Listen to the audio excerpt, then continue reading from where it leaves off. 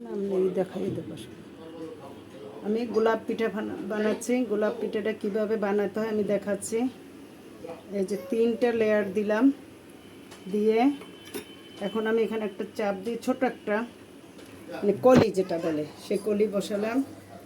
তারপর আমি চাকু দিয়ে আমার হিসাব মতন আমি কেটে নিলাম।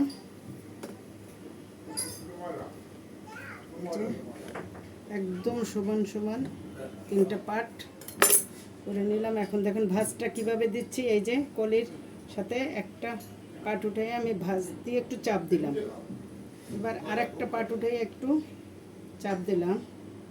এটা আমি একটা হলুদের অনুষ্ঠানে দিব এই পিঠাটা। তারও পিঠা তৈরি করছি, এটা আপনাদেরকে একটু দেখাচ্ছি। এটাকে গোলাপ পিঠা বলে। অবশ্যই আপনারা গোলাপ তো চিনবেনই, তারপরও বললাম।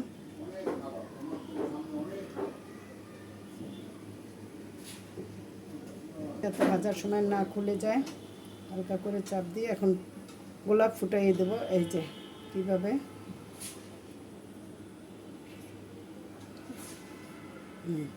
এখন দেখেন দারুণ হয়েছে। ওয়াও,